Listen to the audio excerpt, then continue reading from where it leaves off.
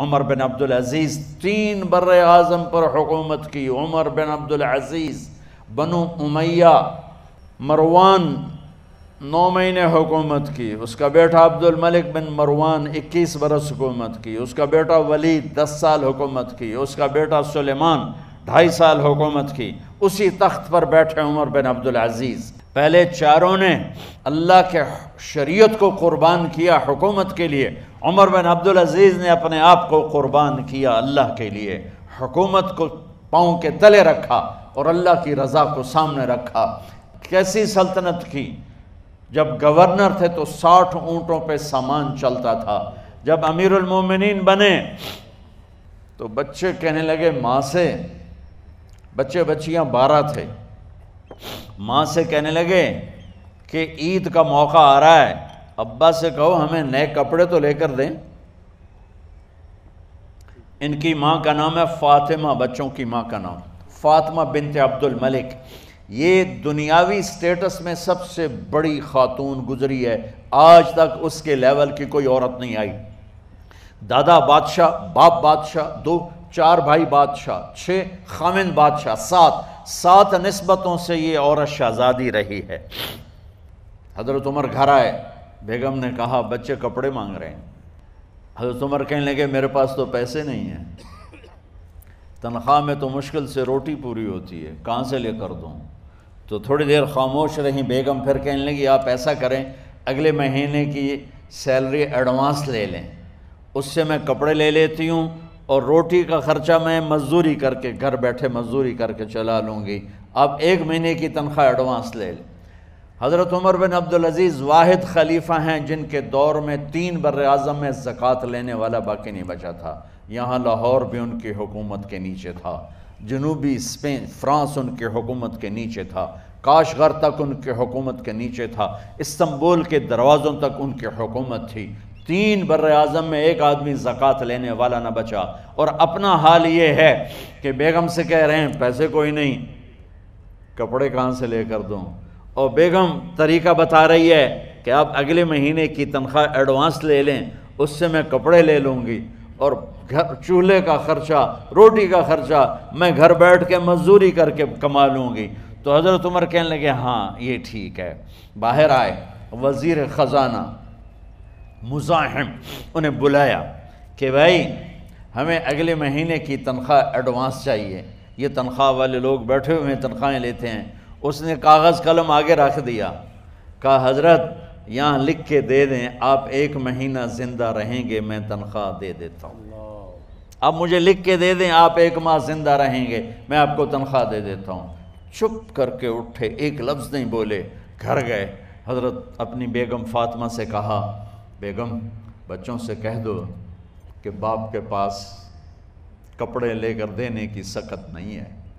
اور خزانے ایسے بھرے پڑے تھے کہ زکوٰۃ لینے والا کوئی نہیں تھا. عید کی نماز ہوئی، نماز کے بعد جب ساری فیملی ملنے آئی اور بچے بھی ملنے آئے تو ان کو دیکھ کر ان کی آنکھوں میں آنسو آ گئے. کہنے لگے بچوں آج تمہیں دکھ تو ہوگا اپنے باپ پر کہ ایک جوڑا کپڑا بھی لے کر نہ دیا عید کا. تو ان کے ایک بیٹے نے کہا ابا جان آج ہم بڑے خوش ہیں، ہمارا سر اونچا ہے کہ ہمارے باپ نے مسلمانوں کے مال پہ ڈاکہ نہیں ڈالا، ہمیں قربانی کا بکرا بنایا لیکن مسلمانوں کے مال میں خیانت نہیں کی. یہ ان کا طرز حکومت تھا، اس طرح انہوں نے حکومت کی. گھر میں تشریف لائے تو بیٹیوں سے بات کی تو انہوں نے منہ پہ ایسے دوپٹہ رکھا ہوا، منہ پہ دوپٹہ رکھ کے بات کریں. تو فرمانے لگے کپڑا تو ہٹاؤ، دوپٹہ کیوں رکھا ہوا ہے؟ تو گھر کی خادمہ زور زور سے رونے لگی، کہنے لگی امیر المومنین آج آپ کی بیٹیوں نے کچا پیاز توڑ کے روٹی کھائی ہے تو وہ اس کی بو ہے منہ میں، آپ کو بو سے نفرت ہے اس لیے منہ پہ کپڑا رکھ لیا ہے. تو حضرت عمر اتنا روئے کہ ان کی داڑھی تر ہو گئی. کہنے لگے آخر میں جب تھوڑا آسرے میں آئے کہا میری بیٹیوں تمہارا باپ تمہیں بڑے اچھے کھانے کھلا سکتا ہے لیکن میں جہنم کو برداشت نہیں کر سکتا، میں جہنم کی آگ برداشت نہیں کر سکتا. اب مرنے کا وقت آ گیا. جب وہ گورنر تھے تو 60 اونٹوں پہ ان کا سامان چلتا تھا، اور جب وہ امیر المومنین بنے تو عیادت کے لیے لوگ آ رہے تھے تو سالے عیادت کے لیے آئے، فاطمہ کے بھائی، کپڑے دیکھے امیر المومنین کے تو بہن کو ایک طرف کر کے فرمایا، بڑے نیک سرداروں میں سے تھے یہ مسلمہ بن عبد الملک، کہنے لگے امیر المومنین کے کپڑے تبدیل کروا دو، لوگ پوچھنے آ رہے ہیں تو میلے کپڑے اچھا نہیں لگتا، کہا جی بھائی کرواتی ہوں۔ اگلے دن جب وہ حال پوچھنے آئے تو پھر وہی کپڑے تھے، تو انہوں نے ان کو الگ جا کر کہا بہن میں نے تمہیں کہا تھا کپڑے بدلوا دیتی، کیوں نہیں بدلوائے؟ تو وہ رونے لگیں، کہنے لگی کہاں سے بدلواؤں، جوڑا ہی ایک ہے، جوڑا ہی ایک، کہاں سے بدلواؤں؟ اور حکومت کتنی تھی؟ 3 بر اعظم کی، 3 بر اعظم کی حکومت۔ ہمارا تو پٹواری امان کا نہیں ہے، اور وہ 3 بر اعظم کی سلطنت لے کر ایک جوڑے میں اللہ سے ملنے جا رہا ہے۔ ان کو زہر دیا گیا، جب ان کی موت کا وقت قریب آیا تو انہوں نے رجا بن حیوہ کو بلایا، سننے والی بات ہے بچوں، ان سے فرمانے لگے سنو میں نے 3 بادشاہوں کو قبر میں اتارا، اب بچیاں تو قبرستان جاتی نہیں، ہم تو اپنے ہاتھوں سے قبر میں اتارتے ہیں اور اوپر مٹی ڈالتے ہیں اور اوپر اینٹیں ڈالتے ہیں اور پھر منو مٹی میں دبا کے واپس آتے ہیں، یہ منظر آپ بچیوں کے تو دیکھنے کا بھی نہیں ہے۔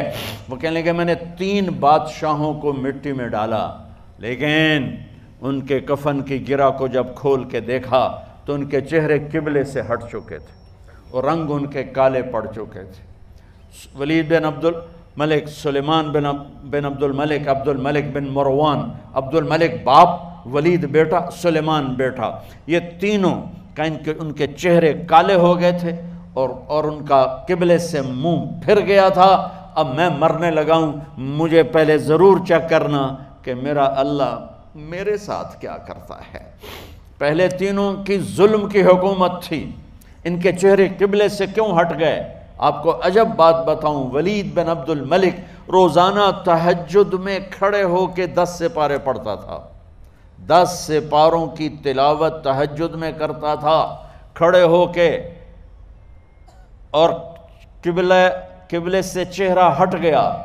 سلیمان بن عبد الملک تہجد گزار، چہرہ قبلے سے ہٹ گیا، ظلم کیا، ظلم کیا، ظلم کیا، خون کو پانی بنا دیا، حکومت پر شریعت کو قربان کیا، رشتے ناتوں کو قربان کیا۔